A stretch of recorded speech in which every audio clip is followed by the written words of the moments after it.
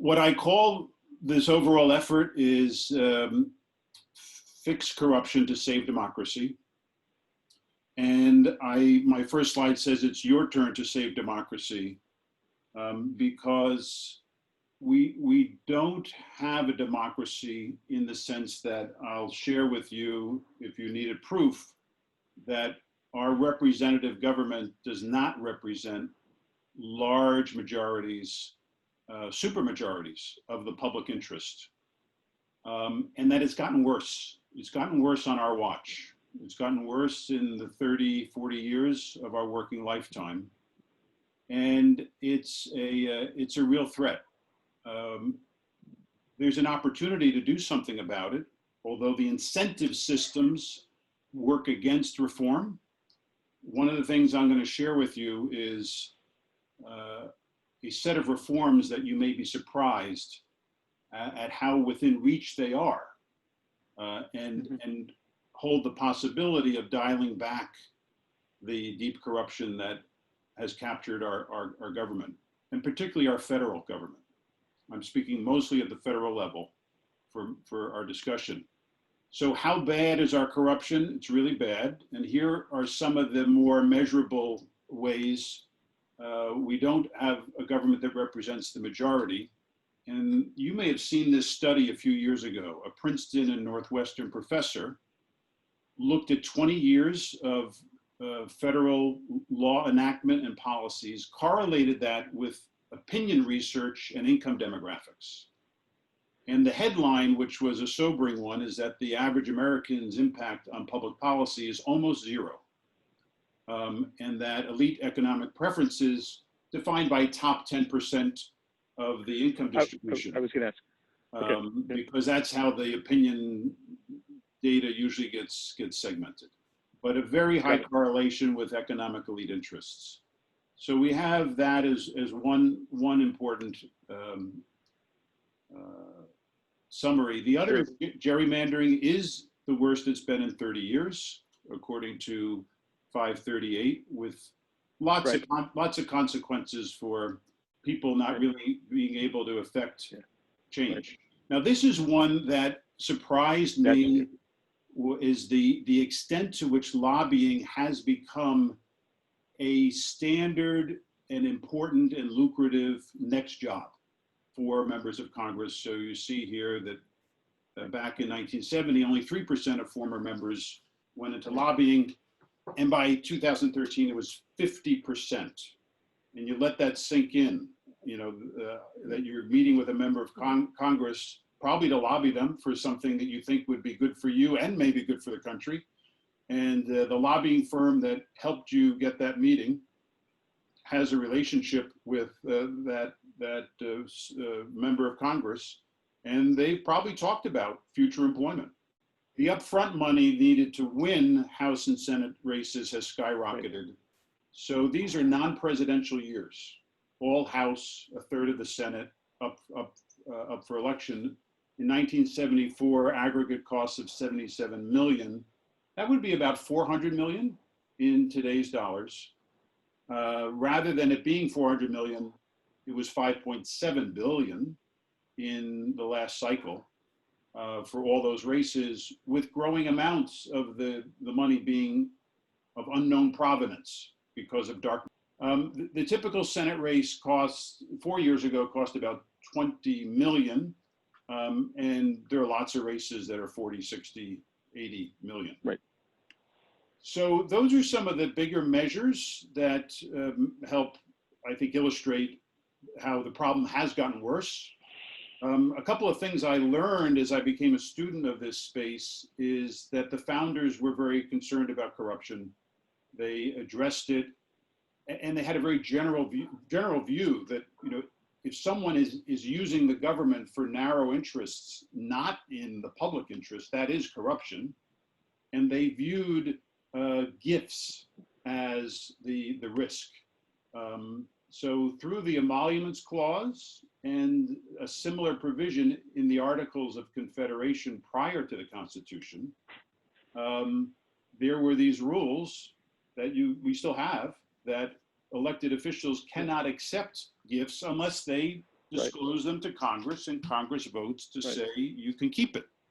And there's some very interesting examples of Benjamin Franklin and Thomas Jefferson and John Adams as ambassadors to France, having to deal with this issue because the King of France would give diamond-encrusted snuff boxes to the ambassadors, and each of them had this dilemma: do I turn it down and insult the king? Do I disclose it and ask to keep it, and so on? The other surprise, Jack, was that lobbying itself was not viewed as a type of commercial activity that the courts would enforce if a dispute came before the courts. So as late as 1875, you have this Supreme Court case where a lobbyist was denied his success fee. And the term that the author was using was a non-vendable product. You might have a contract selling it, but it shouldn't be for sale, not unlike maybe a human organ, trying to sell a human organ. So now we're in a very different place where the incentive system favors corruption. And you know, we were just talking about the appeal of jobs afterwards. When a member of Congress who makes $250,000 now will go make $1 million to $2 million as a lobbyist. And these four people, one of them is not like the other, but they all have stories of the tremendous power and pull of this wealth after office. So Trent Lott won re-election in 2006. 2007, he resigned to avoid the increase in waiting time from 1 to 2 years that the Senate had just passed. He didn't want to have to wait 2 years to lobby, so he resigned a year after winning re-election. Nancy Pelosi, in 2007, she tried to get the House to pass a similar increase from 1 to 2 years for the waiting period to lobby, and she could not get it done.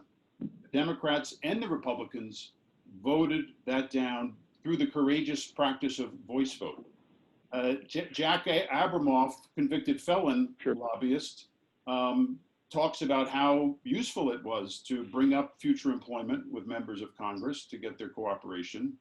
And this guy, Billy Towson, was the congressman who was on the House committee when Bush II enacted the Medicare prescription benefit in 2004.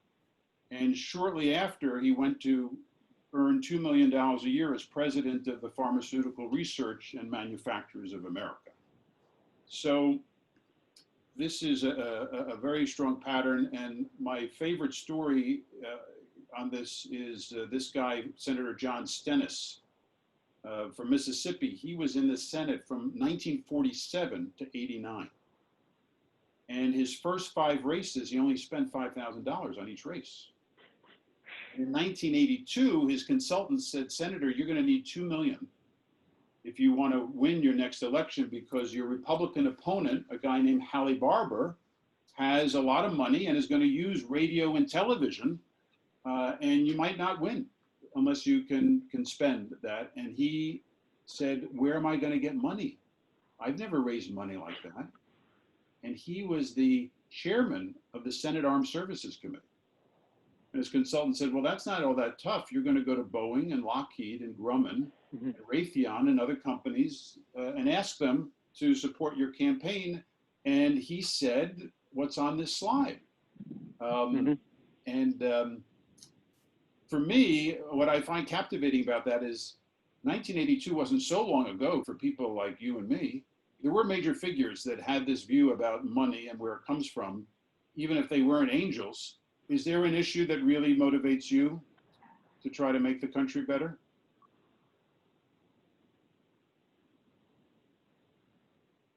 Elected officials refuse to pass laws favored by 70% or more voters, and it's climate change in action, it's gun violence, it's healthcare and pharmaceutical costs, opioid addiction, the tax code carried interest, for-profit prisons, public sector pensions will show up on people's lists. We're all blocked from using the courts against companies by being forced into mandatory arbitration and so on.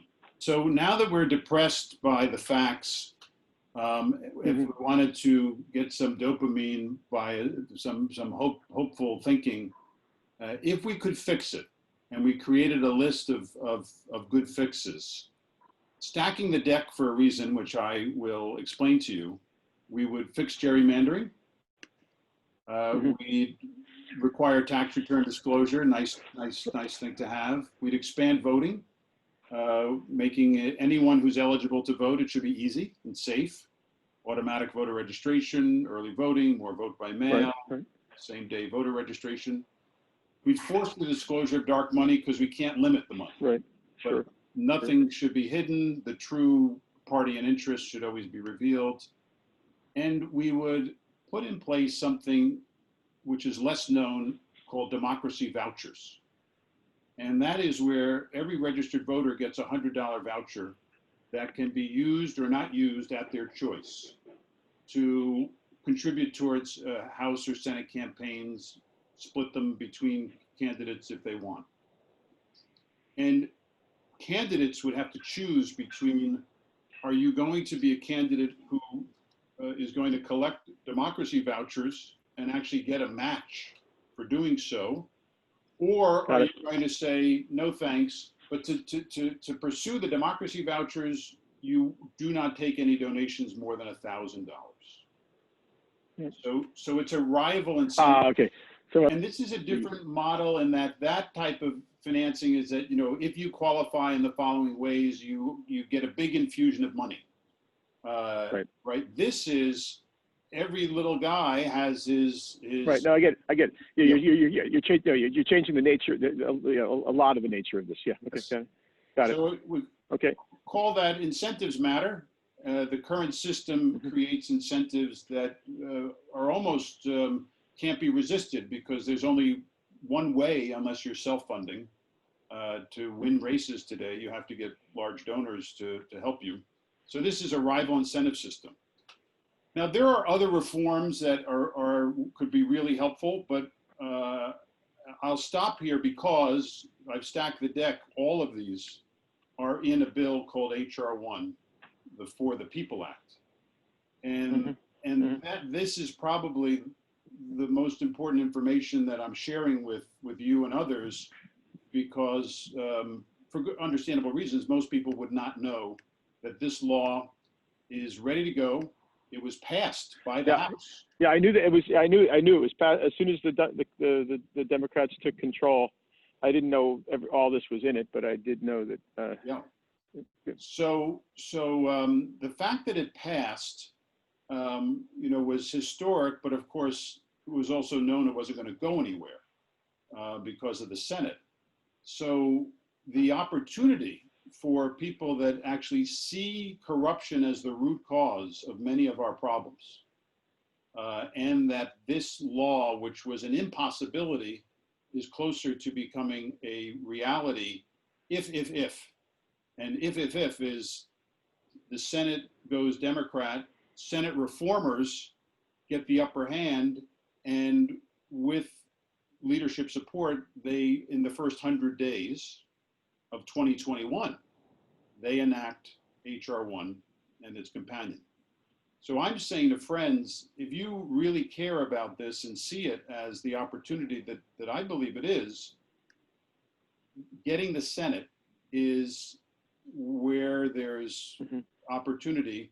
And these 7 races are all candidates that are ahead or toss up in challenging the Republican incumbents. They've all been endorsed by a reform PAC called End Citizens United.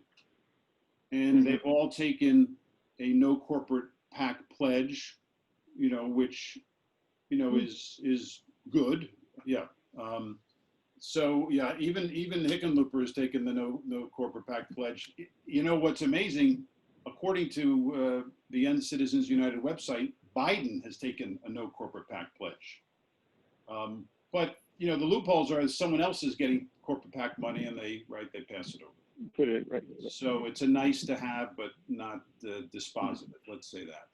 But Got it. I say to folks, if you've been staying on the sidelines financially for lots of good reasons, consider in this cycle trying to make reform happen. Donate like our democracy depends on it. Donate 10,000 or more. Create a group maybe to support Senate reformers. And if you're inclined to take action, there's a reason to do it through this group and use their platform to pass the money to those candidates. The candidates get the money. It comes from you for reporting purposes, but your donation has extra power because End Citizens United is important to these candidates.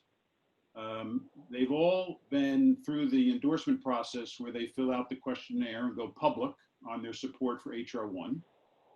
And if you look at their website, you know, here's Mark Kelly in Arizona, and he's been endorsed and he's taken the No Corporate PAC pledge and so on. This is where I saw Joe Biden also, surprise, has taken the No Corporate PAC pledge.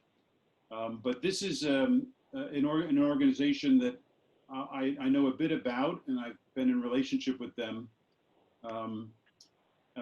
In my deck here, I've got live links to the H.R.1 summary and the H.R.1 full law, and some appendices about the fossil fuel industry's ability to block action on climate change, the drug and pharmaceutical industry's ability to keep the market just the way they like it, and similar stories on gun violence and the NRA and gun manufacturers. I have an appendix on state level reforms that have been enacted in the past few years. There's actually a wonderful amount of reform taking place at the state level in both red states and blue states. I do think reform, once you get past, you know, the political hacks and consultants and partisans, most people actually think the rules should be fixed to make it more of a fair fight democracy.